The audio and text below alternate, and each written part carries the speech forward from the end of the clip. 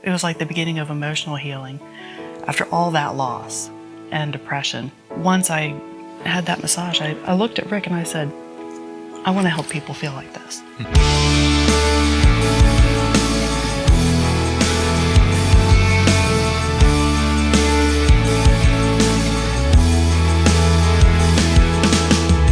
Welcome back to Frederick Advice Givers, episode 189. I am Eric Verdi, and with me, joining me this week, back from episode 17 on Advice Givers about 4 years ago. Yeah. About 4 years ago, my good friend, Stacy Allgood-Smith with Allgood Therapeutic Massage. And she also is a partner at my real estate company. But today we're mostly going to focus on her massage therapy business. So welcome back. Well, thank you. And thanks for the journey, taking the journey with us over the last 4 years. But I'm excited to have you back to talk about your massage business, all that you're doing there, and how you're moving forward in your entrepreneurial world. But first, your backstory. Where did you grow up? What do you enjoy doing in your spare time? Tell our audience that doesn't know you your backstory. Okay, so I grew up in Damascus, just down the road, and I went to Salisbury University, where Eric went to, but he was a few years after me. And it was funny because in my first interview with you, we were like, right, just getting to know each other. First time we'd ever met, even though it was on the phone. But now it's like fellow seagulls. Yeah. Go Gulls. It's much different now. Yes. Yeah. So I've got some friends that my wife taught at Centerville who are going to Salisbury now, and parents, and they go down for Parents Weekend, all that kind of fun stuff. So it's good. It's good. We still have Sammy the Seagull, right? Oh, was yeah. it Sammy when you were there? Yeah. I think so. I think it was. Sammy the Seagull, yeah. Cool. I was on WSUR, Sounds of the Shore. Oh, yeah? I did not realize that. So you're a theater background? No, I was on the radio show. Right. Yeah. You still do theater and stuff like that now. And video and audio and stuff like that. You do a lot. Yeah. So where you live, married, kids, what do you do? So I am married to Ricardo, and we've been married about 14 years. We live in Frederick. Well, not Frederick City. We're just about this far outside of Frederick. Cute little Cape Cod house. And so no kids. We have a cat. Just one? Just one. I thought you had more than one. No, we lost one in August. That was kind of sad. Yeah, we call our cat Amigo because he was a friend to Gringo. So why did you and Rick choose to settle down in Frederick? Well, we fell in love with Frederick. It is such a neat, funky town. You can have such a diverse section of population in Frederick. Anyone from the homeboys to the rednecks. And Rick fell in love with that. And of course I grew up around here too. So it was kind of a natural fit for us. And what did you just recently do? What was the tour you did? The tour? Yeah, the downtown tour. We went on a Tell me about that. Tell us about that. Ghost tour. How was that ghost tour? Oh my gosh, the ghost tour. So, and then I felt a cold hand on my neck. And I turned around and there was no one there. It was very theatrical and very dramatic, of course. But it was a neat tour just to learn some of the history of downtown Frederick, starting out in Courthouse Square and looking at some of the different properties, like the Barbara Fritchie House, the Tyler Spite House, and the Weinberg Center, and the Civil War Medicine Museum. Cool. Awesome little tour. If you get a chance, I would highly recommend doing it. So how did you get started in massage therapy? How long you've been doing it? And those two. Okay. So I, my previous life, it seems, I was working for a pension fund for about 18 years. And they sent me home in a cab. That was real great. Right about that time, I had lost my job. My dad had passed away. Rick's mom had passed away. And his dad had passed away. So there was a lot of loss, between jobs and family members. It was just a very tough time.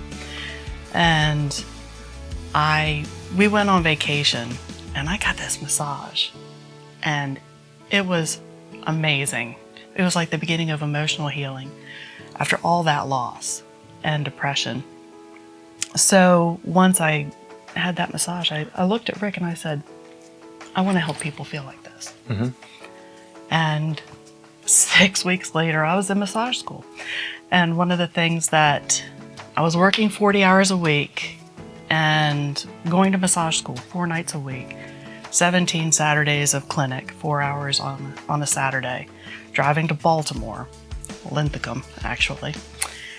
And it was a tough year. I did that for a whole year, but I kept saying to myself, it's a short-term sacrifice for a long-term goal. And my long-term goal was to be a massage therapist and help people feel better and feel amazing. And how long ago was that? That was 2011 that I graduated from massage school and got my license within 2 months. Has it been 8 years already? Yeah. Oh my God. Oh my God. So is there any massage that you specialize in? I know there's like seated, laying down, like there's hot, there's stone, there's all that kind of stuff, right? Yeah. Okay. I specialize in probably what you would call pain relief. Lately, a lot of what I've been doing too is traveling around to companies, organizations, schools, and doing seated massages for their staff, teachers, and some students too. Okay. So. So take this back to a personal level. Mm-hmm. What is the last purchase that you and Rick splurged on for yourself or your family? Back in September, we went to Florida, which was an awesome, awesome trip. I would say we went to Orlando, Kissimmee area. We didn't go to Disney or anything like that. We just hung out and enjoyed just some downtime. And just a trip like that is, I'd say. Was it just you and Rick?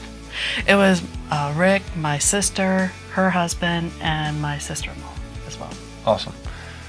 So Sass, when you wake up in the morning, Sass. You're an entrepreneur. You have your own business. You're starting to get your real estate business up and running.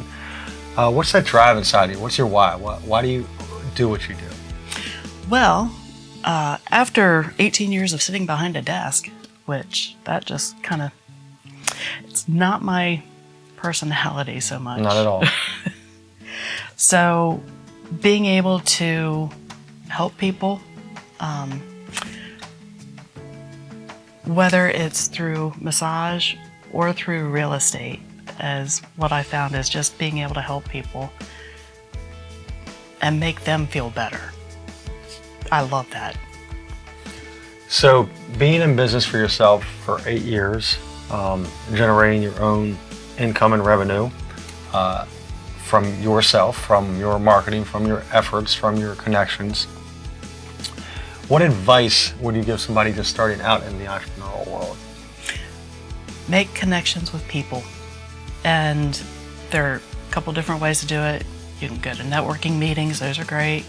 But also get your message out there. People want to know who you are. So that's, they want to know why you're doing things, which is why we're here. Aspect. Yep. Yeah. On the flip side of that, Stacy, Sass, what is a piece of advice that maybe somebody gave you that ended up not working out like they said, and or if you roll back, rewind, on the cassette tape that we grew up with, not the you just push back, the cassette tape. If you rewound 8 years, maybe what's something that you would do different now? One of the things my instructors in massage school said is, don't give away your services. People will say, hey, why don't you come out to this event and you'll get your name out there. Let me tell you, getting your name out there, getting paid by exposure, I hate to tell you, it doesn't pay your rent. Yep. So my advice would be, find out a way to, throw a tip jar out or something like that. Don't do it for free. because you still do have to pay rent or mortgage or if you don't value what you're doing, why is your potential customer going to value what you're doing? Yeah, I would say never do a Groupon. If you're a sole business owner, do not do Groupon. You'll regret it. So in the last 3 years, and let's just go back to our first interview. In the last 3 years, what's a choice or decision that you've made that's led you to where you are today? I know a lot's happened in your life in the last 3 years. Ooh, a lot. Yeah, my mom passed away in 2016. And that was shortly after I met Eric. We had actually talked and communicated virtually, but we didn't actually meet in person until the very first Impact Club meeting. I had been receiving his morning musings and got to know who Eric was.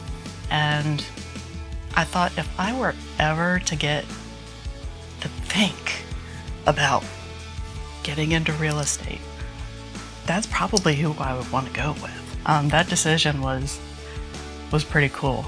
I will say, I don't know if you want to edit this one out or not, but it was harder to get my massage license than it was to get my real estate license. Yeah. not surprising with the amount of people that get into real estate when the market seems to be good, and they kind of get out when the economy turns. Yeah. Those that make it through those ways are ones that have a consistent business and have a plan. A lot of people in the entrepreneurial world, they go in and they make a little money and they stop promoting themselves or promoting their business or marketing or putting out content, and then they don't get business. Then they have to do it again. It's a bad sales cycle that you don't want to go through. And I will tell you, Sass, one of the first things I told her, when we met was, you can tell she's lively, vibrant, great personality, really cares about people and connects with people. And that connection with massage and real estate basically go hand in hand. And that's why I think once she applies herself a little bit more, and we'll talk about this, once she applies herself a little bit more, she will be a rock star also in real estate. So you know me about as well as anybody that I've had, maybe besides my cousin, on Advice Givers. I learn by asking questions. Now, these interviews with good friends like you, maybe I don't learn as much because we just did one last week that I didn't know the lady until we met. And so I got to learn so much by meeting her. I know your answers probably even before you're going to answer them. So I want to flip the script and have you ask me a question. Let's keep it above board here, though. Anything, business, personal, spiritual, anything you want to ask me, as long as it's above board. Yeah, I know Eric a little more now than the first time we chatted. I was thinking a lot about this because I knew this question would come up, and it sounds like maybe a weird question. What is your favorite movie and why? My favorite movie. I would have to say I'm not big into movies. Okay, I kind of read and consume. I read books and consume podcasts. I watch sports. Okay, so that's kind of my thing for relaxation. And/or Ancient Aliens. You ever watch Ancient Aliens? I think I have seen an episode. That's right up. Oh, it's probably right up my alley. That's way right up your alley. Oh yeah. So I'm stalling here. So Ancient Aliens, Expedition Unknown, anything like the Travel Channel. I love Expedition Unknown. Oh my gosh, I love that. So I'd probably have to go to The Godfather. Just the whole overarching theme, coming from an Italian background, I don't know. It's just kind of has some interest there, and it's more for the characters and the evolution of Michael from the son to watching his father get murdered to taking over the family business. The whole storyline, the plot of The Godfather, it's an all-time classic. If we weren't going to do that, we'd probably do like Field of Dreams or something. But I would say The Godfather. Okay. Good question. Good question. I like that. Because there's always that why. Like, why would somebody like a particular movie? Right. Like, what attracts you to that movie? I love Shawshank Redemption. Oh, yeah? But I mean, just that whole redemption story of, right. the movie. See it. Love it. Yeah. Anyway. But yeah, the Godfather, take the gun, leave the cannoli. or what? Am I mixed up on that? Yeah, I don't know.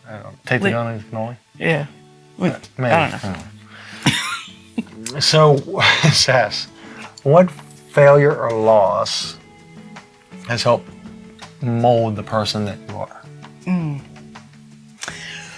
And so Sass and I, in our real estate, I help her publish her monthly newsletter, Impact Maryland Monthly, where we do an interview kind of every month, and then we have story writers that write our opening monologues for Sass and Brittany and a couple others. And every episode, every time we do this, Sass cries. So I'm sure you're about to see tears here. So what failure or loss has helped mold you into the person that you are today? Well, obviously, I mean, because of the loss of my dad and my in-laws, my parents-in-law. My brother, when he passed away, that one was a real tough one.